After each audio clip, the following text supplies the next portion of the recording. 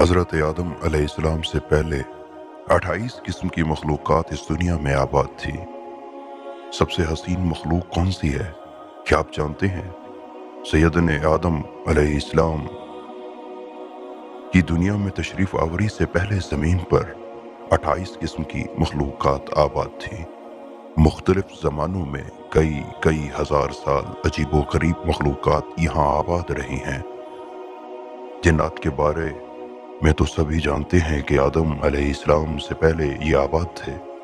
پھر انہوں نے سرکشی کی تو اللہ تعالیٰ نے فرشتوں کو بھیجا جنہوں نے جنات کو قتل کیا اور زمین سے نکال کر جزیروں میں بھیج دیا۔ مگر جنات سے پہلے 27 مخلوقات اور بھی آباد تھی۔ ان میں سے کچھ کے نام یہ تھے کہ بن، پھر خن، پھر من دنیا میں آباد رہے۔ علامہ ابن کثیر نے البدایہ و النہایہ میں لکھا ہے کہ بن و خن زمین میں رہتے تھے، وہ سرکش ہو گئے تھے تو اللہ تعالیٰ نے جن بھیجے جنہوں نے بن و خن کو زمین سے نکال دیا۔ یہاں یہ یاد رکھیں کہ ان سب کو قتل نہیں کیا گیا بلکہ زمین کی حدود سے نکال دیا۔ ممکن ہے کہ وہ کسی اور زمین، کسی اور سیارے پر آباد ہو چکے ہوں اور وہی خلائی مخلوق ہوں۔ پھر جنات نے سرکشی کی تو فرشتوں نے ان کو قتل کیا، اور جس کے لیے زمین کی تخلیق کی گئی یعنی حضرت انسان کو پیدا کیا گیا۔ علامہ مسعودی رحمۃ اللہ علیہ نے لکھا کہ انسان سے پہلے 28 قسم کی مخلوقات زمین پر آباد تھیں، اور علامہ شہاب الدین نے بھی المسترف میں لکھا کہ 28 قسم کی مخلوقات آباد تھی، اور ان میں سے کچھ پروں والی مخلوق تھی جن کی زبان بجنے جیسی تھی، کچھ کے 2 جسم، ایک سر تھا، ایک جسم شیر سا اور ایک پرندے سا،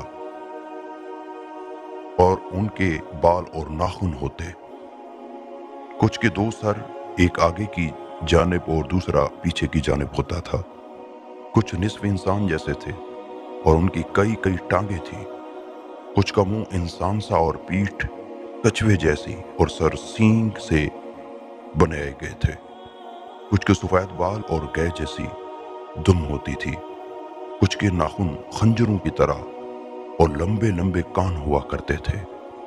علامہ مسعودی نے ایک جگہ لکھا کہ آدم علیہ السلام سے پہلے 120 مخلوقات آباد تھیں، اصل میں 28 ہی تھی، باہم شادی کی وجہ سے وہ مزید الگ ہوتے گئے اور یوں 120 عجیب و غریب مخلوقات بن گئی، اور سب سے آخر میں حضرت انسان کو پیدا کیا گیا جو سب مخلوقات میں حسین و جمیل ہے۔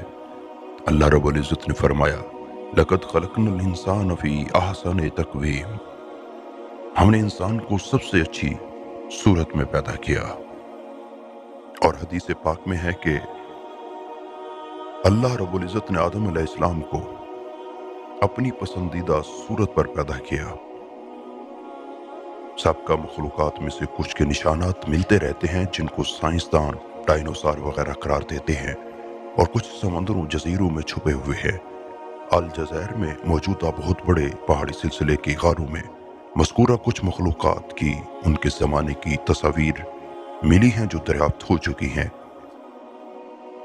بعض کے نزدیک یاجوج و ماجوج انہی سابقہ مخلوقات میں سے ہیں جو اب تک سکندر اعظم حضرت ذوالقرنین علیہ السلام کی بنائی ہوئی دیوار کے پیچھے بند ہیں۔ یاد رہے کہ یہ سکندر اعظم حضرت ذوالقرنین نہیں تھے، اور یہ بات اب تک دریافت اور مکمل تحقیق کے ساتھ یہ بات سامنے آ چکی ہے کہ سکندر اعظم کا مزار ایران میں تھا، جبکہ سورہ الکہف میں جس انداز سے اللہ نے حضرت ذوالقرنین کا تعارف کرایا تو حضرت ذوالقرنین علیہ السلام حق بجانب تھے، جبکہ سکندر اعظم کی تاریخ بتاتی ہے کہ وہ ایک ظالم بادشاہ تھا۔